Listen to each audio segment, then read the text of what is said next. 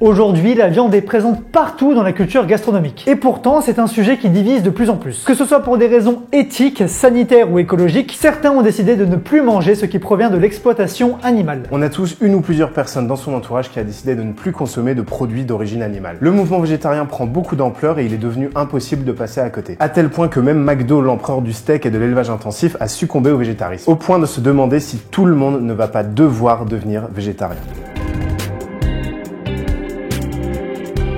Alors sachez qu'on ne fait pas cette vidéo pour vous convaincre ou pour défoncer les véganes, mais juste pour éclaircir certains points sur le sujet. D'ailleurs, aucun de nous au tatou n'est vegan ni même végétarien. Bon, commençons par les différents niveaux de végétarisme. Parce que même si on n'a pas du tout l'intention de classer les végétariens dans des cases, il faut savoir qu'il existe plusieurs échelles de végétarisme. Le végétarien, il ne mange plus de viande ni de poisson. Simple. Le végétalien, lui évidemment ne mange plus de viande ni de poisson, mais arrête aussi de consommer des œufs, du lait et du miel. Bref, tout ce qui peut provenir d'un animal vivant ou mort. Le vegan pratique le végétalisme intégral. Il refuse la consommation et l'utilisation de tout produit d'origine animale. Fini les pulls en laine, fini les vestes en cuir. Et il y a aussi des mouvements plus tempérés comme les flexitariens qui réduisent drastiquement leur consommation de viande et de poisson sans l'arrêter définitivement. Et alors la question qu'on se pose pour notre santé, c'est qu'est-ce que ça change pour nous de devenir végétarien? Y a-t-il des manques nutritionnels à arrêter de manger de la viande et du poisson? Donc Barbara, tu es nutritionniste. Est-ce qu'il y a un risque pour la santé d'arrêter de consommer de la viande? Il peut y avoir un risque si on arrête toute source animale, toute source d'alimentation animale. Il peut y avoir une carence en vitamine B12 qui souvent chez les véganes est complémentée. Par des cachets que tu dois Par acheter des petits cachets à côté. qu'on achète à côté. Et c'est le seul manquement, enfin le seul nutriment qui manque. C'est le seul qui va manquer à condition qu'on ait une alimentation équilibrée, qu'on trouve les protéines ailleurs dans l'alimentation, donc ça sera des protéines végétales. Les végétariens, tant qu'ils consomment des œufs, des produits laitiers, déjà ça va couvrir les besoins en protéines, ça c'est sûr. Et en vitamine B12, il y aura quand même certains apports. Je voulais qu'on voit un petit peu ensemble les substituts que tu pouvais trouver. Quels légumes, ou du moins dans quel produit qui n'est pas issu d'un produit animal, peut retrouver du fer par exemple? On peut le trouver ailleurs, on peut le trouver par exemple dans les lentilles. Après le souci c'est que le fer, donc on dit le fer non héminique parce qu'il vient pas du sang, il est moins bien assimilé que le fer héminique, donc le fer qui vient de la viande. Il faudrait en manger plus pour l'assimiler autant. Après il y a des petites astuces comme pas consommer de thé juste après un repas riche en fer non héminique. Mettre un peu de citron sur voilà, la salade de lentilles, on met un peu de citron dessus pour que ça soit mieux absorbé. J'ai l'impression que c'est ultra compliqué en fait de devenir végétarien et de devenir vegan. Je pense pas que ça soit très compliqué. Il y a des petites choses à mettre en place, il y a des recettes à trouver et souvent ça se fait étape par étape. Qu'est-ce qui est dur à casser d'un coup? Les habitudes. Ouais, c'est les habitudes. Okay. Puis il y a aussi le côté social. Ah bah non, je vais pas dans ce resto parce qu'il y a que des plats avec de la viande ou du poisson. C'est ça. Selon toi, on devrait tous devenir végétariens? Non, je pense pas. Je pense qu'il faut avoir une consommation raisonnée pour les légumes, pour la viande, pour le poisson, pour tout. Savoir d'où vient ce qu'on achète en fait. Alors si certains deviennent végétariens pour des raisons sanitaires, d'autres y voient une action écologique. En effet, les élevages intensifs de viande contribueraient à eux seuls à plus de 14% des émissions de gaz à effet de serre produits par l'homme. Presque 10% viendraient uniquement de l'élevage de bovins. La grande partie de la pollution issue de l'élevage animal vient en réalité de la production des denrées qui servent à les nourrir. Pour produire un seul kilo de viande de bœuf, il faut en réalité plus de 15 000 litres d'eau et près de 7 kilos de céréales. Et il faut aussi une moyenne de 320 mètres carrés de terrain pour produire ce seul kilo de viande. Juste à titre de comparaison, sachez qu'il faut seulement 900 litres d'eau et 6 mètres carrés de terrain pour produire 1 kilo de pommes de terre. Alors ces chiffres sont très impressionnants et lorsqu'on en a connaissance, on est tenté de se demander pourquoi ne sommes-nous pas tous végétariens depuis bien longtemps. Sûrement parce que la majorité d'entre nous a grandi avec la viande. Cela fait partie de notre éducation, de notre enfance et même au sens large de l'espèce humaine. Alors sachez qu'au tatou, on n'est pas forcément d'accord sur le sujet. Du coup, on vous a demandé à vous ce que vous en pensiez. Et c'est leur choix à eux, hein. Ouais. Maintenant ils font ce qu'ils veulent. J'ai une habitude alimentaire qui est différente, issue de milieu d'agriculteurs. On aime la viande, la bonne viande. Je fais attention à ce que j'achète par contre. Je comprends assez bien l'idée de manger moins de viande. Je trouve que être végétarien c'est a priori une pratique qui me semble un petit peu extrême. Ils sont courageux, ouais. Bah, c'est bon la viande. Oui, moi je les comprends bon pas trop parce que ouais. j'aime trop la viande. Moi. Je pense que quand c'est trop extrême, c'est un peu stupide parce que les véganes, je sais qu'ils par exemple ils portent pas tout ce qui est en laine et tout. Ouais. Au final les moutons, si on leur enlève pas leur laine, ils meurent quoi. Sans viande du tout, voilà, c'est pas vers ça que je voudrais tendre, mais moins de viande, ouais, pourquoi pas. Ouais, peut-être végétalienne, ouais. Pas végane. J'ai déjà réfléchi à la question, j'aimerais bien, rien qu'en regardant les documentaires sur les abattoirs et tout, c'est dégueulasse. Ouais. Non, une semaine, ouais.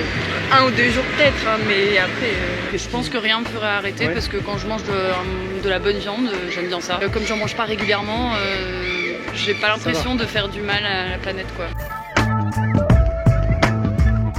Moi, c'était plutôt par rapport à l'écologie. J'étais encore chez mes parents et du coup, ça s'est fait j'ai arrêté de manger de la viande quand j'allais au resto, quand j'allais dehors et tout. Ma mère essayait de me faire manger de la viande de temps en temps. Subtilement. Est-ce qu'elle essaie de te faire manger de la viande pour des raisons de santé? Pour des raisons de santé, c'était l'argument qu'elle me disait, mais c'est surtout par habitude. J'étais végétarien pendant plusieurs années. Quand je suis venu en France, on ne mange pas beaucoup de choses végétariennes. Donc l'année 2004, je suis devenu non végétarien. Et après réflexion, depuis 2016, je ne suis pas végétarien en ce moment 100%, ni non végétarien, je suis quelqu'un, je dis flexitarien. Il faut essayer d'éviter la viande. Je tends vers vegan, mais les fruits de mer par exemple, c'est encore un truc que je mange. Parce que c'est plein de B12. Et la B12, c'est important.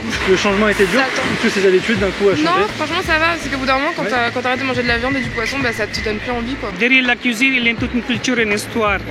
Et il faut garder l'histoire et la culture aussi. Évidemment, la raison principale évoquée par les véganes est la maltraitance animale. Rien qu'en France, il y a environ 3 millions d'animaux terrestres abattus par jour destinés à l'alimentation. Et cela sans parler des conditions d'élevage et d'abattage qui sont la plupart du temps chaotiques. Et peu d'entre nous supporteraient la visite d'un abattoir ou même de certains élevages. Et d'ailleurs, tout est fait pour dénaturaliser le produit que vous achetez et vous faire oublier d'où il vient. À aucun moment sur un emballage de steak ou de jambon, vous n'allez trouver l'image d'un animal. Alors, arrêter de manger de la viande, ça peut se comprendre plutôt facilement, mais pourquoi arrêter de manger du lait, des œufs et même du miel? Eh bien, dans le cas du végétalisme, on prend en compte le vivant de l'animal. Et sachez que pour produire des quantités industrielles de lait et d'œufs, le rendement prime sur le confort des animaux. Pour le miel, son exploitation est vue comme un vol car c'est la seule réserve de nourriture des abeilles. On a donc voulu demander à Guillaume Desjardins de la chaîne Les Parasites son point de vue sur le sujet. C'est un de nos amis, on sait qu'il ne mange plus de viande depuis plusieurs années. Il a d'ailleurs réalisé La Boucherie Éthique, un documentaire qui traite de l'élevage animal. Guillaume, on se connaît depuis longtemps. Comment t'es devenu végétarien? Je suis devenu végétarien du jour au lendemain en ayant vu une vidéo sur internet qui en plus avait un titre hyper putaclic, genre le discours qui va changer votre vie. Et j'ai tout regardé pendant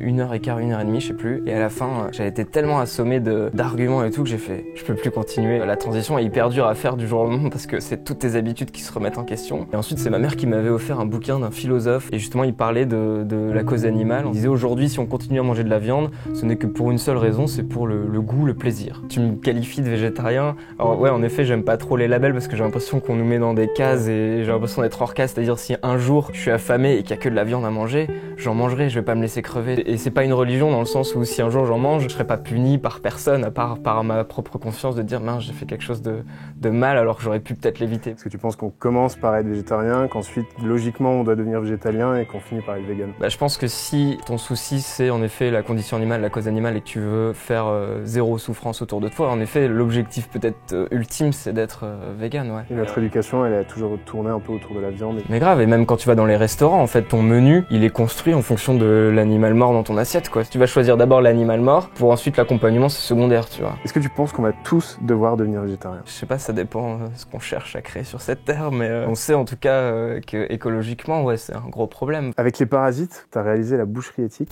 Le principe est simple. La boucherie éthique permet de conserver une alimentation carnée sans atteinte à la vie d'un animal innocent. Quel message tu voulais faire passer? Le message est clair à partir du moment où on comprend que c'est faux. La viande éthique en fait n'existe pas, c'est ça qu'on a voulu dire. D'où le titre pour nous qui est rigolo, boucherie éthique, parce que c'est un oxymore, ça va pas ensemble.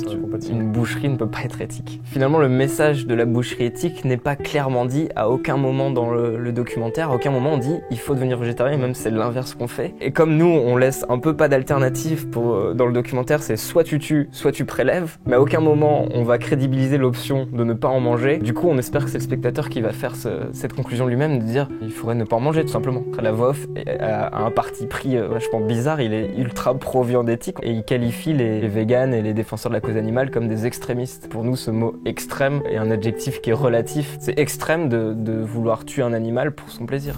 On l'a vu, il est très dur de récolter un avis unanime sur la question du végétarisme et on se doutait bien qu'on n'allait pas régler le problème en une seule vidéo. Mais alors, comment pouvons-nous envisager le futur? Il est évident que l'élevage à grande échelle est un réel problème éthique et écologique. Alors, allons-nous tous devoir devenir végétariens? Tout dépend de nos habitudes de consommateurs. Si on continue à manger autant de produits d'origine animale, il n'y a aucune raison que la production baisse et que la pollution liée à celle-ci baisse aussi. Aucune chance que les conditions d'élevage s'améliorent, d'autant plus que la population mondiale ne diminue pas. Au contraire. Les solutions comme le flexitarisme, moins radical et plus facile à adopter que le végétarisme, sont peut-être des choix plus abordables pour les personnes qui ne s'imaginent pas se priver à tout jamais de produits d'origine animale. Mais si les raisons ne seront pas les mêmes pour tout le monde, c'est peut-être aujourd'hui notre devoir de modifier nos habitudes alimentaires.